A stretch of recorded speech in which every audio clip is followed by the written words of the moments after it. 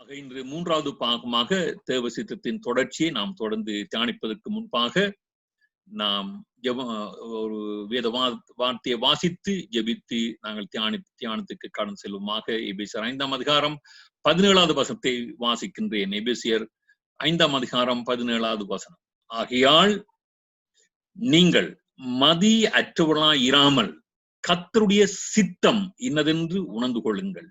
கர்த்தருடைய சித்தம் இன்னதென்று உணர்ந்து கொள்ளுங்கள். யோமனுமாக பரலோகத்திலே வாசம் செய்கின்ற எங்கள் பரம தகப்பனே, இந்த நாளுக்காக உங்களை துதிக்கின்றோம், சோத்தரிக்கின்றோம். ஜெப வேளையை கொடுத்தமைக்காக நன்றி தகப்பனே. இன்னுமாக ஜெப வேளையிலே உமது வார்த்தைகளை தியானிக்கின்ற சாக்கியத்தை கொடுத்தமைக்காக நன்றி தகப்பனே. இந்த நாளிலுமாக உமது வார்த்தைகளுக்கு கூட எங்களோடு பேசி உமது சித்தத்தை நமக்கு வெளிப்படுத்தி கற்றுக் கொடுத்து நாம் மரண பரிந்தும் வரையிலும் உமது சித்தத்துக்கு சத்தியத்துக்கு கீழ்ப்படிந்து வாழ எங்களுக்கு உதவி செய்யும்படியாக, ஒத்தாசை தரும்படியாக, உமது வார்த்தைகளுக்கு கூட எங்களோடு பேசும்படியாக இயேசு கிறிஸ்துவின் நாமத்திலே ஜெபிக்கின்றோம் பரிசுத்தமுள்ள பரம தகப்பனே. ஆமேன், ஆமேன். சரி, கிறிஸ்துக்கள் பிரியமானவர்களே, இங்கே நாங்கள் வாசித்த வேத வசனத்திலே பார்க்கின்றோம், கர்த்தருடைய சித்தம் இன்னதென்று உணர்ந்து கொள்ளுங்கள். அதனுடைய பொருள் அறிந்து கொள்ளுங்கள், விளங்கிக் கொள்ளுங்கள், கற்றுக்கொள்ளுங்கள் என்று பல அர்த்தத்தை உள்ளடக்கிய ஒரு சொற்பதமாக உணர்ந்து கொள்ளுங்கள் என்ற சொற்பதம் இருக்கின்றதை பார்க்கின்றோம். கடந்த நாட்களை நாங்கள் பார்க்கின்ற போது சித்தம் என்றால் என்ன, அதிலே தேவனுடைய சித்தம் என்றால் என்ன? தேவனுடைய சித்தம் சர்வ வல்லமையுள்ள சித்தமாக இருக்கிறது. அந்த சித்தத்தை குறித்து நாம் எந்த ஒரு கேள்வியும் கேட்க முடியாது, எந்த விளக்கமும் கேட்க முடியாது. அது சர்வ வல்லமுள்ள தேவன் தமது சர்வ தீர்மானத்தின்படி அநேக காரியங்களை நடப்பித்திருக்கின்றார், நடப்பித்துக் கொண்டிருக்கின்றார், நடப்பிப்பார். அதிலே நாங்கள் கைபோட முடியாது, கேள்வி கேட்க முடியாது என்பதற்குரிய வேத ஆதாரங்களை பல தலைப்புகளின் கீழ் நாங்கள் தியானித்திருந்தோம். அவருடைய சித்தத்தின்படியாக அவர் என்னென்ன காரியங்களை செய்திருக்கின்றார் என்பதை நாம் தியானித்திருந்தோம். தேவ சித்தத்தை அவர் எப்படி மனுஷனுக்கு வெளிப்படுத்தி இருக்கின்றார், குறிப்பாக முழு மனுஷர்களுக்கும் எவ்வாறு வெளிப்படுத்தி இருக்கின்றார், தேவனுடைய பிள்ளைகளுக்கு என்று தமது சித்தத்தை எப்படி வெளிப்படுத்தியிருக்கின்றார் என்பதை குறித்தும் நாங்கள் தியானித்திருந்தோம். அப்படி பார்க்கின்ற போது நியாயப்பிரமாணங்களுக்கு கூடாக, கற்பனைகள் கட்டளைகள் கூடாக நமக்கு வெளிப்படுத்தியிருக்கின்றார். அந்த நியாயப்பிரமாணங்கள் கட்டளைகளை உள்ளடக்கியதுதான் பரிசுத்த வேதாகமம். தீர்க்கதரிசிகளுக்கூடாக, அப்போஸ்தலர்களுக்கூடாக, தேவ மனுஷர்களுக்கூடாக, தேவ ஆவியினால் அவர்கள் எழுதி தேவனுடைய சித்தத்தை நமக்கு வெளிப்படுத்தி இருக்கின்றார்கள் என்பதை குறித்து பல தலைப்புகளுக்கூடாக நாங்கள் கடந்த நாட்களிலே தியானித்திருந்தோம். இவ்வாறு தொடர்ந்து நாம் தியானிக்கின்ற போது இன்றைய நாளிலே எங்களுடைய ஆவிக்குரிய வாழ்க்கைக்கு ஏதுவாக, பக்தி விருத்திக்கு ஏதுவாக, ஆவிக்குரிய வாழ்க்கையின் வளர்ச்சிக்கு ஏதுவாக நாம் தொடர்ந்து தியானிக்கையிலே தேவ சித்தத்தை எப்படி நாங்கள் அறிந்து கொள்வது, நாளந்த வாழ்க்கையிலே எப்படி அறிந்து கொள்வது, எப்படி கண்டுகொள்வது என்பதை குறித்து நாம் சுருக்கமாக பார்ப்போமாக இருந்தால், கர்த்தருடைய வார்த்தை கூடாகவே நாம் தேவனுடைய வார்த்தைகளை அறிந்து உணர்ந்து கொள்ள வேண்டும். இங்கே நாம் கர்த்தருடைய வார்த்தையை அறிந்து கொள்ள வேண்டும், கீழ்ப்படிய வேண்டும் என்ற பாடங்கள் நமக்கு அநேக வசனங்கள் அதிகமாக உண்டு, அதிகமாக குறிப்பிடுகின்ற வேத வசனங்கள் உண்டு. அதில் இன்று வாசித்த வேத வார்த்தை என்ன சொல்கிறது? கர்த்தருடைய சித்தம் என்னதென்று உணர்ந்து கொள்ளுங்கள். அது மிக அவசியமாக இருக்கிறது. அறிந்து கொள்ளுங்கள், அது மிகவும் அவசியமாக இருக்கிறது. கற்றுக்கொள்ளுங்கள், கைக்கொள்ளுங்கள், அல்லது சித்தத்தை கீழ்ப்படியுங்கள். இது மிக மிக அவசியமானதாக இருக்கின்றது என்று பார்க்கின்றோம் தேவனுடைய அனாதி திட்டத்திலே.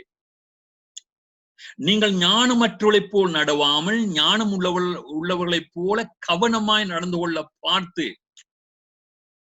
நாட்கள் பொல்லாதவர்களானதால் காலத்தை பிரயோஜனப்படுத்திக் கொள்ளுங்கள். ஆகையால் நீங்கள் மதியற்றவர்களாயிராமல் கர்த்தருடைய சித்தம் என்னதென்று உணர்ந்து கொள்ளுங்கள் என்று எபேசியர் 5ஆம் அதிகாரம் 15ஆம் வசனத்திலிருந்து எழுதப்பட்டிருக்கின்றதை பார்க்கிறோம். அப்ப நாங்கள் தேவனுடைய பிள்ளைகள், ஞானவான்கள், ஞானமுள்ள பிள்ளைகள். தேவனுடைய வார்த்தை பேதைகளை ஞானியாக்குறது. தொடர்ந்து வாசிக்க, தியானிக்க, கற்றுக்கொள்ள நாம் ஞானவான்களாக மாறுகின்றோம். இன்னுமாய் பொல்லாதவர்களை நாம் அடையாளம் கண்டு, காலத்தை அடையாளம் கண்டு, நாம் காலத்தை என்னுடைய ஆவிக்குரிய வாழ்க்கையின் வளர்ச்சிக்கு எதுவாக பிரயோஜனப்படுத்திக் கொள்கின்ற ஜனங்களாக இருப்போமாக இருந்தால், தேவனுடைய பிள்ளைகளாக இருப்போமாக இருந்தால், நாம் மதியற்றவனாக இருக்க மாட்டோம். எல்லோருக்கும் நல்ல மதி இருக்கிறது, நல்ல புத்தி இருக்கிறது, ஞானம் இருக்கிறது. தேவனுக்கு பயப்படுகின்ற அந்த ஞானம் இருக்கிறது, பொல்லாப்புக்கு விலகின்ற அந்த புத்தி இருக்கிறது. அப்போ இப்படியாப்பட்ட பிள்ளைகள் கர்த்தருடைய சித்தம் என்னதென்று அறிந்து கொள்வதிலே, விளங்கிக் கொள்வதிலே, உணர்ந்து கொள்வதிலே மிகவும் ஆர்வம் உள்ளவர்களாக இருப்பார்கள். அது தேவனுடைய சித்தமா இருக்கிறது. நாம் கர்த்தருடைய சித்தத்தை அறிந்து உணர்ந்து கொள்வது அவருடைய சித்தம். கடந்த நாளும் பார்த்தோம், தேவனுக்கு கீழ்ப்படிய வேண்டும் என்பது தேவனுடைய சித்தம். அறிந்து உணர்ந்து கொள்ள வேண்டும் என்பது தேவனுடைய சித்தம். எதை அறிந்து உணர்ந்து கொள்ள வேண்டும்? தேவனுடைய சித்தத்தை, நம்முடைய சித்தத்தை அல்ல, நம்முடைய திட்டங்களை, எங்களுடைய எதிர்பார்ப்புகளை அல்ல. அப்போ எப்படி நாங்கள் தேவனுடைய சித்தத்தை அறிந்து கொள்கின்ற சாக்கியம் நமக்கு கொடுக்கப்பட்டிருக்கிறது. கடந்த படிப்பிலே படித்தது போல் தேவ வார்த்தைகளுக்கு கூடாக கற்பனைகள் கொடுக்கப்பட்டிருக்கிறது, நியாயப்பிரமாணங்கள் கொடுக்கப்பட்டிருக்கிறது. அவற்றை நாங்கள் தேவனுடைய வார்த்தைகள் என்று சொல்லுகின்றோம், சத்தியம் என்று சொல்லுகின்றோம். அவற்றுக்கூடாக நன்மை தீமை இன்னதென்று வகையறுக்கத்தக்க விதமாக நாங்கள் கற்றுக்கொள்ள வேண்டும் என்று ரோமர் 2 அதிகாரம் 18 வசனத்தில் எழுதப்பட்டிருக்கின்றது. வேத வசனங்களால் உபதேசிக்கப்பட்டவர்களாகிய நாங்கள் அவருடைய சித்தத்தை அறிந்து நன்மை இன்னதென்று வகையறுக்க வேண்டும் என்று அங்கே எழுதப்பட்டிருக்கிறது. ரோமர் 2 அதிகாரம் 18 வசனத்திலே அன்பானவர்களே, அப்படி தொடர்ந்து போகையிலே அங்கே அவர் சொல்லுகின்றார், கற்றுக் கொடுக்கின்றவளாய் மட்டுமல்ல, நியாயப்பிரமாணங்களை வாசித்து தியானித்து கற்றுக் கொடுக்கின்றவளாய் மட்டுமல்ல, உபதேசிக்கின்றவளாக மட்டுமல்ல, போதிக்கின்ற நானும் போதனை கேட்கின்ற ஒவ்வொருவரும் தேவனுடைய சித்தத்தை அறிந்து கொள்ளத்தக்க விதமாக, நான் தேவ சித்தம் என்னது என்று அறிந்து போதிக்க வேண்டும். கற்றுக்கொள்கின்றவர்கள் தேவனுடைய சித்தம் என்னது என்று கற்றுக்கொள்ளத்தக்க விதமாக அவர்களும் கற்றுக்கொள்ள வேண்டும். அதே ரோமர் 2 அதிகாரத்திலே நீங்கள் 21 வசனத்திலே நீங்கள் பார்ப்பீர்களாக இருந்தால், களவு செய்யக்கூடாது என்று நான் பிரசங்கிக்கின்ற நான் களவு செய்யலாமா? அப்ப களவு செய்யக்கூடாது என்று உங்களுக்கு பிரசங்கிக்கின்றேன், அது தேவனுடைய சித்தமா இருக்கிறது. களவு செய்யாதிருப்பாக என்பது போதிக்கின்ற நானும் தேவனுடைய சித்தத்தின்படி வாழ வேண்டும், கற்றுக்கொள்கின்றவனும் தேவனுடைய சித்தத்தின்படி வாழ வேண்டும். அழகா சொல்கின்றார், களவு செய்யக்கூடாது என்று பிரசங்கிக்கின்ற நீ களவு செய்யலாமா? விபச்சாரம் செய்யக்கூடாது என்று சொல்கின்ற நீ விபச்சாரம் செய்யலாமா? விக்கிரங்களை அருவருக்கின்ற நீ கோவில்களை கொள்ளையிடலாமா? இவ்வாறு அழகா சொல்லிக் கொண்டு போன்றார். அப்போ கற்றுக்கொள்வது என்ன? தேவனுடைய வார்த்தைகளுக்கு கூடாக கற்பனைகள், நியாயப்பிரமாணங்கள், கட்டளைகள், தேவ வார்த்தைகள், தேவ வேத வாக்கியங்கள் என்று சொல்லப்படுகின்ற பரிசுத்த வேதாகமத்தின் வார்த்தைகளுக்கு கூடாக தேவ சித்தத்தை வகை அறிந்து பிரித்து அறிந்து உணர்ந்து கொள்கின்ற தேவனுடைய பிள்ளைகளாக நாங்கள் இருக்க வேண்டும் என்பது தேவனுடைய சித்தமா இருக்கிறது அன்பானவர்களே. அதனுடைய வார்த்தையை நீங்கள் வாசிக்கிற போது, தியானிக்கின்ற போது, இந்த பூமியிலே நாங்கள் எப்படி வாழ வேண்டும் என்று தேவன் சித்தம் கொண்டிருக்கின்றார். எப்படி சிந்திக்கணும், எதை செய்ய வேண்டும், எதை செய்யக்கூடாது, எப்படிப்பட்ட வாழ்க்கை வாழ வேண்டும் என்று தேவன் வெளிப்படுத்தியிருக்கிறார். அந்த சித்தத்தை அறிந்து கொள்ளத்தக்க விதமாக வாசிக்க வேண்டும், தியானிக்க வேண்டும். ஆனா இன்றைய போதனைகளும் வாசிக்கின்றவருடைய எண்ணம் என்ன? எல்லாம் மண்ணோடு ஒட்டி கொண்டிருக்கத்தக்க விதமான, மண்ணோடு ஒட்டி கொண்டிருக்கின்ற காரியங்களை, மாம்சத்தோடு ஒட்டி கொண்டிருக்கின்ற மேன்மையான காரியங்கள் எங்கு எழுதப்பட்டிருக்கிறது வாக்குத்தத்தமா என்று ஆராய்ந்து படிக்கின்றவர்களாகவும் அதைத்தான் கோடிட்டு வைத்திருக்கின்றவர்களாகவும் இருக்கின்றார்கள். ரொம்ப கவலையான காரியம் அன்பானவர்களே. சரி, வேத வார்த்தைகளுக்கூடாக நாம் கர்த்தருடைய சித்தத்தை அறிந்து கொள்வது மட்டுமல்ல, ஆண்டவர் நமக்கு கொடுத்திருக்கின்ற அறிவு ஞானத்துக்கூடாக வேத வார்த்தைகளை தேவ சித்தத்தை அறிந்து கொள்ள வேண்டும் என்பது தேவ சித்தமாய் இருக்கிறது. எப்படி அறிந்து கொள்ள வேண்டும்? பாருங்கள், கொலோசியர் 1 அதிகாரம் 9 வசனத்தில் அப்போஸ்தலனாகிய பவுல் சொல்லுகின்றார், அறிவினாலே நாங்கள் நிரப்பப்பட வேண்டும். அறிகிற அறிவினாலே நாங்கள் நிரப்பப்பட வேண்டும். எதை அறிகிற அறிவினால் நிரப்பப்பட வேண்டுமாம்? தேவனுடைய சித்தம், அவருடைய சித்தம் இன்னது என்பதை அறிகின்ற அறிவினாலே நாங்கள் நிரப்பப்பட வேண்டும். அது ஆவிக்குரிய விதத்தோடு எல்லா ஞானத்தோடும் நிறைந்ததா இருக்க வேண்டும். அழகா சொல்லுகின்றார், நீங்கள் எல்லா ஞானத்தோடும் ஆவிக்குரிய விதத்தோடும் அவருடைய சித்தத்தை அறிகிற அறிவினால் நிரப்பப்பட வேண்டும். ஒரு ஜெப வேண்டுதலாக இருக்கிறது அப்போஸ்தலனாகிய பவுலுடைய. இந்த பிரபஞ்சத்துக்கொத்த வேஷம் தெரியாமல் தேவனுடைய நன்மையும் பிரியமும் பரிபூரண சித்தமும் என்னதென்று பகுத்தறியத்தக்கதாக எங்கள் மனம் புதிதாகிறதுனாலே, அப்ப தேவனுடைய பரிபூர்ண சித்தத்தை அறிய வேண்டும். நாங்கள் அதுக்கு தடையா இருக்கின்ற பிரபஞ்சத்துக்கொத்த வேஷத்தை தரிக்க கூடாது. பரிபூர்ண சித்தத்தை பகுத்து அறிய வேண்டும். நாங்கள் பகுத்தறிவுள்ளவர்கள், பகுத்தறிய வேண்டும். அதனாலே எங்கள் இருதயம் புதிதாக வேண்டும். ரோமர் 12ஆம் அதிகாரம். அப்போ அறிவு ஞானத்துக்கூடாக, பகுத்தறிவுக்கூடாக கர்த்தருடைய சித்தத்தை அறிந்து கொள்ள வேண்டும், வேதத்தை வாசிக்க வேண்டும். இது தேவனுடைய சித்தம் என்று அறிந்து கொள்ள வேண்டும். ஐயோ, எனக்கு விளங்கிக் கொள்வது ரொம்ப கஷ்டமா இருக்கிறது. இதுல எது ஆண்டவருடைய சித்தம்? நான் பார்க்கிறேன், கேட்கிறேன் அநேக காரியங்களை. இதுல எது கர்த்தருக்கு சித்தம்? நான் எதற்கு கீழ்ப்படிவது, எதை எடுத்துக்கொள்வது, எதற்கு என்று நான் திண்டாடுவேனாக இருந்தால், கிறிஸ்துவுக்குள் பிரியமானவர்களே, ஜெபம் செய்வது மிக அவசியம். கர்த்தாவே, உமக்கு பிரியமானது செய்ய, உமக்கு சித்தமானது செய்ய விரும்புகிறேன், எனக்கு போதித்தருளும் என்று சங்கீதக்காரன் ஜெபித்த பிரகாரமாக, என் தேவனே, உமக்கு பிரியமானது செய்ய விரும்புகின்றேன், உமக்கு பிரியமானது செய்ய எனக்கு போதித்தருளும் என்று அவன் ஜெபித்த பிரகாரம் சங்கீதம் 48, சங்கீதம் 143:10 அனைவசனங்கள் உண்டு. அப்ப அவன் தனியாக ஜெபிக்கிற போது கூட அவன் எதற்காக ஜெபிக்கின்றான்? தேவனே, உமக்கு பிரியமானது செய்ய விரும்புகிறேன், எனக்கு போதித்தருளும். எங்களுடைய ஜெபங்கள்ல, நாங்கள் எடுக்கின்ற ஜெபங்களே, சபையாக தனியாக எடுக்கின்ற ஜெபங்களே, இவ்வாறான ஜெப வேண்டுதல் இருக்கிறதா? சிந்தித்து பாருங்கள். கர்த்தாவே, உமது சித்தம் இது என்று கற்றுத்தார். அப்படி சித்தம் என்னதென்று அறிந்து கொள்ள மற்றவர்கள் கடினப்படுகிறார் என்று நான் அறிந்த ஆளும் நாம் என்ன செய்ய வேண்டும்? அவர்களுக்காம் ஜெபிக்கின்ற தேவனுடைய மனுஷர்களாக நாங்கள் மாற வேண்டும் என்ற ஒருவருக்கு வேதத்தில் ஜெபிக்கிறார்கள். நான் ஏற்கனவே வாசித்த கொலோசியர் 1ஆம் அதிகாரத்திலே அப்போஸ்தலன் பவுல் ஜெபிக்கின்றார். எல்லா ஞானத்தோடும் விவேகத்தோடும் அவருடைய சித்தத்தை அறிகிற அறிவினாலே கொலோசு திருச்சபையினர் நிரம்ப வேண்டும். இங்கே கொலோசியர் 4ஆம் அதிகாரம் 12ஆம் வசனத்திலும் எழுதப்பட்டிருக்கின்றது, நீங்கள் தேவனுக்கு சித்தமானவைகள் இவைகள் எல்லாவற்றிலும் தேற வேண்டும், தேறினவளாயும் பூர்ண நிச்சயமுள்ளாயும் நிலை நிற்க வேண்டும் என்று தங்கள் ஜெபங்களிலே உங்களுக்காக இப்ப பிரார்த்து போராடுகின்றான். பாருங்க, எப்படியாப்பட்ட ஜெபத்துக்காக போராடுகிறான். பணத்துக்காக இல்ல, ஆஸ்திக்காக இல்ல, சொத்துக்காக இல்ல, ஆரோக்கியத்துக்காக இல்ல. கொலோசு திருச்சபையினர், கொலோசப்பட்ட திருச்சபையினர் தேவனுக்கு சித்தமானவர்களே தேற வேண்டும், அதிலே பூர்ண நிச்சயமுள்ள இருக்க வேண்டும், தேவ சித்தத்திலே நிலைநிற்க வேண்டும். என்னால்கான ஜெபம் அன்பானவர்களே. நீங்கள் தேவனுடைய சித்தத்தின்படியே செய்ய சகலவித நற்கிரிகளிலும் சீர்பொருந்தலாக இருக்கிறது கர்த்தர் உதவி செய்ய வேண்டும் என்று எபிரேயர் 13ஆம் அதிகாரம் 20ஆம் வசனத்தில் எபிரேய நிருபன் ஜெபிக்கின்றான். நீங்கள் தம்முடைய சித்தத்தின்படியே உங்களை சகல நற்கிரிகளிலும் பொருந்தினவள ஆக்குவாராக, அவருக்கு இன்றைக்கு மகிமை உண்டாவதாக. அவருடைய சித்தத்தின்படி சகல நற்கிரிகளும் செய்ய. சரி, அப்போ கிறிஸ்துவுக்குள் பிரியமானவர்களே, நாம் ஜெபிக்க வேண்டும். இப்ப சில சித்தங்கள், நான் ஏற்கனவே சொன்னேன், சர்வ பலமுள்ள தேவனுடைய சித்தத்தை குறித்து ஒருவனும் கேள்வி கேட்க முடியாது. ஏன் ஆண்டவர் இப்படி செய்தீர் அப்படி செய்தீர் கேட்க முடியாது.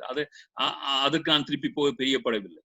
அதே வேளையில் சில வெளிப்படுத்தப்பட்ட சில தேவ சித்தம் இருக்கிறது. எங்களுடைய வாழ்க்கையிலே வெளிப்படுத்தப்பட்ட தேவ சித்தம் இருக்கிறது. அது 2 வகையை பிரிக்கலாம். ஒன்று, ஆண்டவர் அறியாத ஜனங்களுக்கு பொதுவாக மனுக்குலத்துக்கு வெளிப்படுத்திய சித்தமும் உண்டு. தேவன் தம்முடைய ஜனங்களாகிய திருச்சபையினருக்கு, விசுவாசிகளுக்கு, ஆவிக்குரிய பிள்ளைகளுக்கு வெளிப்படுத்தின சித்தங்களும் உண்டு. இதிலே தேவன் தெளிவாக ஆணிவேறு அக்குவராக வெளிப்படுத்திய சித்தத்துக்கு நாங்கள் என்ன செய்ய வேண்டும்? குழப்பம் இல்லாமல், எந்த விதமான ஆட்சேபனையும் தெரிவிக்காமல் அப்படியே கீழ்ப்படிய வேண்டும். ஜெபிக்க கூடாது. அதுக்கு ஆண்டவரே இதுக்கு கீழ்ப்படியலாமா, கீழ்ப்படிய கூடாது என்று ஜெபிக்க கூடாது. உதாரணத்துக்கு, என்னன்றி வேற தேவர்கள் உங்களுக்கு இருக்கக்கூடாது என்று ஆண்டு சொல்லிட்டாரு.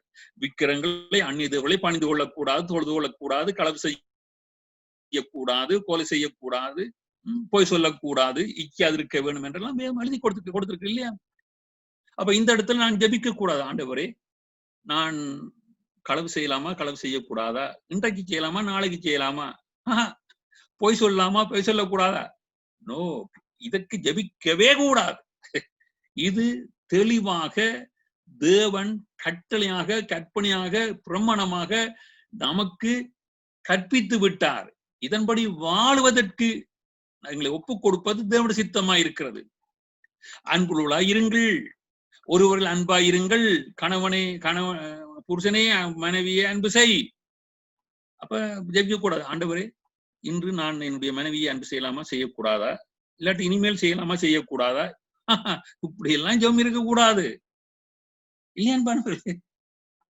நாளந்த வாழ்க்கையில் நான் எப்படி சிந்திக்க வேண்டும்? ஆவிக்கு சிந்தை இருக்க வேண்டும் என்றால் ஆவிக்கு சிந்தைதான். மற்றவர்களுக்கு பிரயோஜனமும் பக்தி வித்துக்கு ஏதுவான வார்த்தைகளை பேசணும் என்று ஆண்டவர் சொல்ல, ஆண்டவரே இன்று மட்டும் கொஞ்சம் சறுக்கி கிறுக்கி இந்த உருக்கவனம் என்றதுக்காக ஒரு கெட்ட தீய வார்த்தை பேசலாம் என்று ஜெபிக்கவே இயலாது. ஆக எப்படி சிந்திக்க வேண்டும், எப்படி பேச வேண்டும், என்ன செய்ய வேண்டும், எப்படி நடக்க வேண்டும், வாழ வேண்டும் என்ற சித்தத்தை எல்லாம் தேவன் பரிசுத்த வேதாமத்துக்கூடாக நமக்கு வெளிப்படுத்தி இருக்கிறார். ஆக கீழ்ப்படிவதே, தேவ சித்தத்துக்கு எங்களை அர்ப்பணிப்பதே தேவனுடைய சித்தமாயிருக்கிறது. ஒரு சில வார்த்தைகளை உங்களுக்கு நான் தெரியப்படுத்த விரும்புகின்றேன் அன்பானவர்களே. நேரடியாக பரிசுத்த வேதாமத்திலே தேவ சித்தம் என்று வெளிப்படுத்தி காட்டப்படுகின்ற சில சொற்பதம் என்னென்னத்தில் நாங்கள் தேவனுக்கு பிரியமாக வாழ வேண்டும் என்ற அந்த தேவ சித்தத்தை வெளிப்படுத்துகின்ற சில வார்த்தைகளை நான் வாசித்து ஜெபித்து முடிக்க விரும்புகின்றேன். அநேகம் இருக்கிறது, அதை வருகின்ற நாட்களை நாங்கள் தியானிப்போம். அதிலே ஒரு சில வார்த்தைகளை வாசிக்கின்ற போது தெளிவாக வசனம் சொல்கின்றது. 1 தெசலோனிக்கர் 4ஆம் அதிகாரத்திலே 3வது வசனத்திலே நீங்கள் பரிசுத்தம் உள்ளவளாக வாழ வேண்டும் என்பதே, தயவு செய்து கவனியுங்கள், நீங்கள் பரிசுத்தம் உள்ளவளாக வேண்டும் என்பதே தேவனுடைய சித்தமாய் இருக்கிறது. அதே 1 தெசலோனிக்கர் 4ஆம் அதிகாரம் 7ஆம் வசனம் சொல்லுகின்றது, தேவன் நம்மை அசுத்தத்திற்கல்ல பரிசுத்தத்துக்கே அழைத்திருக்கிறார். இன்றைக்கு என்ன பிரசங்கம்? கர்த்தர் உங்களை அதை வாங்கிக் கொள்ளும்படி, இதை எடுத்துக் கொள்ளும்படி கர்த்தர் உங்களை அழைத்திருக்கிறார். இதோ எடு, இதோ வாங்கு, இதோ பெற்றுக்கொள். இதான் பவுல் சொல்லுகிறார். தேவன் நம்மை அசுத்தத்துக்கல்ல பரிசுத்தத்துக்கு அழைத்திருக்கிறார். பழைய ஏற்பாட்டிலும் பார்க்கிறோம், தேவன் அழைக்கப்பட்ட இஸ்ரவேல் என்று சொல்லுவார், நான் பரிசுத்தர், நீங்களும் பரிசுத்தராயிருங்கள். 1 பேதுரு 1ஆம் அதிகாரம் 15ஆம் 16ஆம் வசனங்கள் அப்போஸ்தலனாகிய பவுல் சொல்லுவார், பேதுரு சொல்லுகின்றார், உங்கள் எல்லா நடக்கிலும் பரிசுத்தராய் இருங்கள். ஏன்? பரிசுத்தம் இல்லாமல் கர்த்தரை தரிசிக்க முடியாது, கர்த்தரை மகிமைப்படுத்த முடியாது. பரிசுத்த குளித்தலுக்கு ஏதுவான காரியத்தை நாங்கள் விட்டு விலகி ஓடி பரிசுத்த ஜீவம் ஜீவிக்கணும் என்பது கர்த்தருடைய சித்தமா இருக்கிறது, தெளிவாக இருக்கிறது. ஆண்டவருடைய சித்தம் என்னதென்று குழம்பாதீர்கள். எப்படி ஆண்டு கொள்வது என்று குழம்பாதீர்கள். சில இடத்துல குழம்புகின்ற இடங்களும் உண்டு. அதை குறித்து வரும் நாட்டில் நாங்கள் காணிக்க இருக்கின்றோம். இனி பாவம் செய்யாமல் இருக்க வேண்டும் என்பது நம்முடைய சித்தம். பொருள் என்ன? சரி, நேற்றைய தினம் கடந்த நாட்கள ஒரு சில பாவத்தை செய்து விட்டோம், அறியாமையினால், பலவீனத்தினால், மாம்ச இச்சைகளினால். ஆனா இனி பாவம் செய்யாதிருங்கள். அழகாய் சொல்கின்றார் 1 பேதுரு 4ஆம் அதிகாரம் 2வது வசனத்திலே. அதோடு சேர்த்து நீங்கள் வாசிக்கணும் வீட்டிலே மேலையும் கீழையும். ஆனா நேரத்தை நான் ஆதாயப்படுத்திக் கொள்ள முடியாது, நான் வாசிக்கின்றேன் 2வது வசனத்தை மட்டும். மாம்சத்தில் பாடுபடுகின்றோம், இனி மாம்சத்தில் இருக்கும் காலம் வரைக்கும் மனுஷருடைய இச்சைகளின்படி பிழைக்காமல் தேவனுடைய சித்தத்தின்படியே பிழைக்கத்தக்கதாய், அதனுடைய பொருள் தேவனுடைய சித்தத்தின்படி வாழத்தக்கதாய் பாவங்களை விட்டு ஓய்ந்திருப்பான். அப்ப தேவனுடைய சித்தம் என்ன? பாவங்களை விட்டு ஓய்ந்திருக்க வேண்டும்.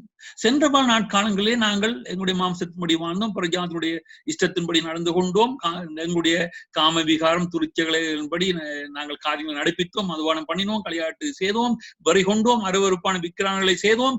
திரும்பவும் அந்த துன்மார்க்க உலகிலே நீங்கள் விழுந்து போகாதபடிக்கு கவனமாயிருங்கள். ஏன்? கர்த்தருக்கு கணக்கு ஒப்பிக்க வேண்டியவளா இருக்கிறீர்கள் என்று அந்த வேத பதில் சொல்லுகின்றார் அப்போஸ்தலனாகிய பேதுரு. அப்ப இனிமேல் பாவம் செய்யக்கூடாது, சிந்தனையே வரக்கூடாது, பேச்சே வரக்கூடாது, நினைப்பே வரக்கூடாது. கர்த்தருடைய சித்தம். நன்மை செய்கிறதுனாலே புத்தீன மனுஷருடைய அறியாமை அடக்குவது தேவனுடைய சித்தமா இருக்கிறது. 1 பேதுரு 2:15. இப்போ நன்மை செய்வது தேவனுடைய சித்தமா இருக்கிறது. அதனால்தான் யாக்கோப்பு 4ஆம் அதிகாரம் 17ஆம் வசனத்திலே அப்போஸ்தலனாகிய யாக்கோப்பு சொல்லுகின்ற போது, நன்மை செய்ய அறிந்தவனாயிருந்தும் அதை செய்யாமல் போனால் என்ன? அவனுக்கு அது பாவம் எனப்படும், பாவமாயிருக்கும். அப்போ திராணிக்கு தக்கதான் நன்மை செய்கின்றவர்களாக இருக்க வேண்டும். குறிப்பாக புத்தீன மனசுடைய அறியாமையை அடக்குவது. அவர்கள் தீமை செய்வார்கள். தீமையை நன்மையால் வெல்லும்படி நன்மை செய்ய வேண்டும் என்பது கர்த்தருடைய சித்தமா இருக்கிறது. அன்பான தேவ ஜனமே, குறிப்பாக கிருபை திருச்சபையினரே,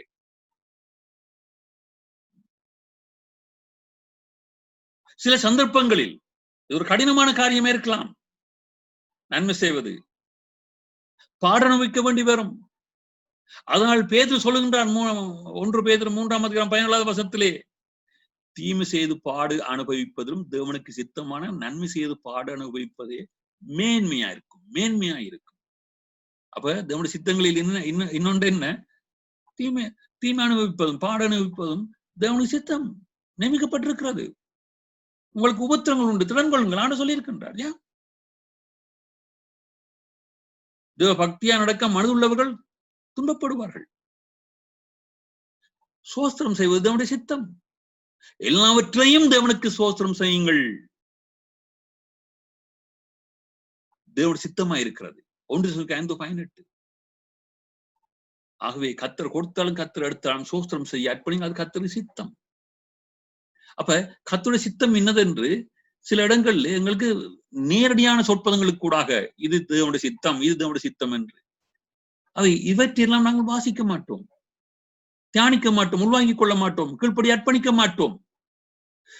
எங்க பெரிய பொட்டலம் விழுமோ அங்கதான் போய் அந்த வசனங்களை தான் தூக்கி பிடித்து பார்த்து நிற்கிறது. வானத்திலிருந்து ஏதாவது வந்து ஒரு பொட்டலமா விழுமா என்று பேசுகின்ற செய்திகளை கேட்டு தேவனுடைய சித்தத்தை மறந்து உலகத்தோடு ஒட்டியதை நாடுவதும் தேடுவதும் அதற்காக ஜெயிப்பதும் தேவனுடைய சித்தம் அல்ல.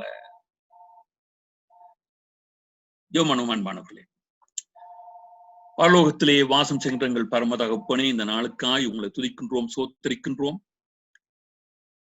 தேவரீர் உமது சித்தத்தை அறிந்து கொள்வது எப்படி என்று நமக்கு கற்றுத்தந்ததற்கான நன்றி. உமது சித்தம் என்னதென்று நமக்கு நீங்கள் கற்றுத்தந்த அந்த வேத பாடங்களுக்காகவும் உங்களை துதிக்கிறோம், சோத்தரிக்கிறோம். கற்றுக்கொண்ட உமது சித்தத்துக்கு நாம் அர்ப்பணித்து கீழ்ப்படிந்து வாழ தேவ பலத்தை, பரிசுத்தமுடைய அனுக்கிரத்தை, ஒத்தாசையை, வழிநடத்தலை தரும்படியாக இயேசு கிறிஸ்துவின் நாமத்தில் ஜெபிக்கிறோம், பரிசுத்தம் உள்ள பரம தகப்பனே.